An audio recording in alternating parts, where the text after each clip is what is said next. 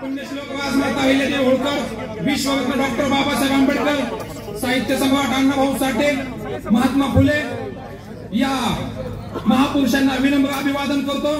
आजच्या ओबीसी मोर्चासाठी उपस्थित असलेले ज्यांनी खऱ्या अर्थाने महाराष्ट्रामध्ये ओबीसी चळवळ उभा केली ते आमचे जुने राष्ट्रीय समाज पक्षाचे सहकारी माननीय प्राध्यापक लक्ष्मणजी हाके, ऍडव्होकेट मंगलजी सासाने साहेब या ठिकाणी उपस्थित राहिले। तसेच माझ्या समोर जे तमाम ओबीसी बांधव बसलेले आहेत जे बारामती आणि परिसरातून आलेले आहेत त्यांचं देखील या ठिकाणी मी हार्दिक असं स्वागत करतो। आज आपल्याला बांधवांनो या ठिकाणी मोर्चा काढायची वेळ का आली? मुंबई सारख्या ठिकाणी आझाद मैदानावरून शिवछत्रपती शिवाजी महाराजांच्या प्रतिमेसमोर जरांगे पाटला सारखा माणूस बसतो आणि जो ओबीसी समाजाचा मोठा वर्ग आहे धनगर समाज, त्या धनगर समाजाच्या पार्श्वभागामध्ये काठी घातली असं अर्वाच्य भाषेत बोलतो तरी देखील धनगर समाज गप्प बसलाय।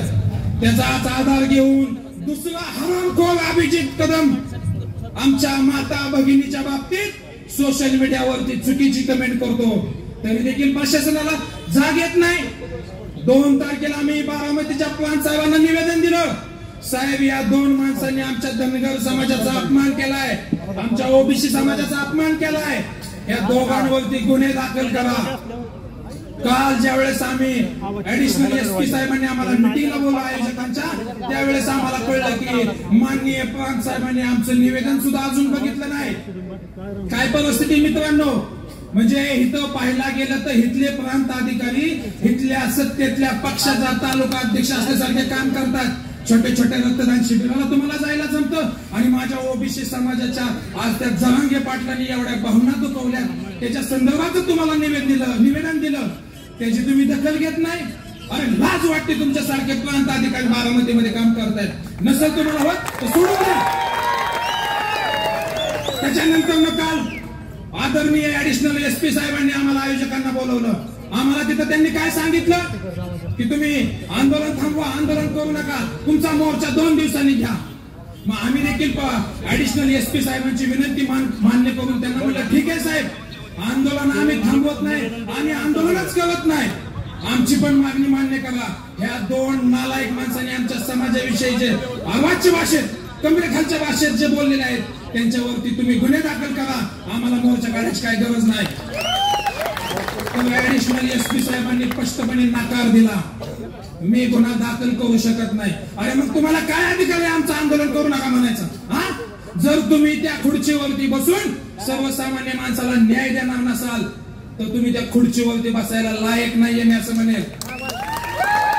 2 तारखेला बांधवांनो 2 तारखेला आम्ही प्रांत साहेबांना निवेदन दिलं आणि 4 तारखेला 2 तारखेला निवेदन दिलं आणि 4 दिवसांनी हे ऍडिशनल एसपी आम्हाला बोलवून सांगतात की तुम्ही आंदोलन करू नका। आम्हाला 2 तारखेला सांगायचं होतं, तुम्हाला कुणाचा आदेश आला? काल या राज्याचे उपमुख्यमंत्री साहेब बारामतीत होते, त्यांनी ह्यांना आदेश दिला आणि त्यांना आदेश दिल्याच्या नंतर ह्यांनी आम्हाला बोलून सांगितलं तुम्ही आंदोलन करू नका। का? ऍडिशनल एसपी साहेबांना मला सांगायचंय तुम्ही शासनाचं काम करता का अजित पवारांचं काम करता? जर तुम्हाला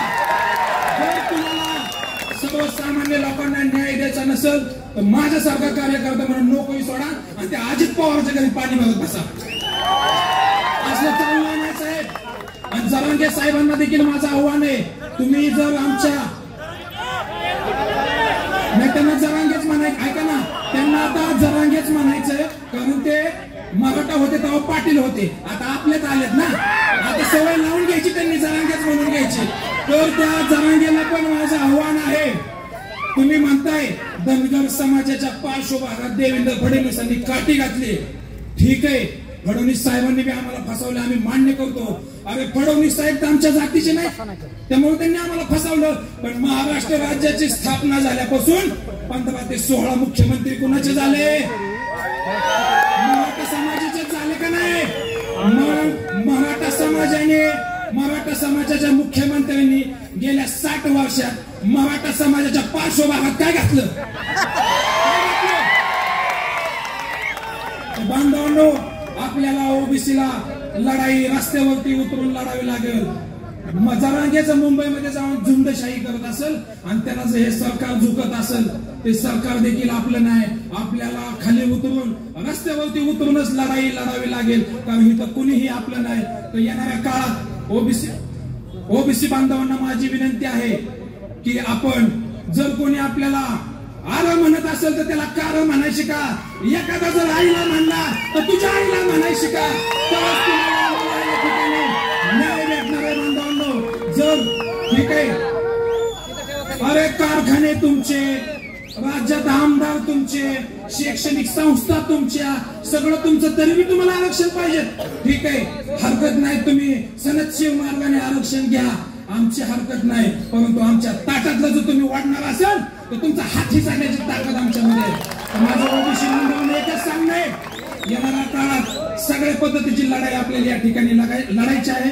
या ठिकाणी प्राध्यापक लक्ष्मण हाके साहेब आणि ससाने साहेब आले, जास्तीत जास्त वेळ त्यांना आपल्याला ऐकायचे. या ठिकाणी मला बोलण्याची संधी दिली, त्याबद्दल मी आयोजकांचा आभार मानतो. धन्यवाद. जय महाराष्ट्र, जय मल्हार, जय ओबीसी. धन्यवाद. अमोल दादा यांना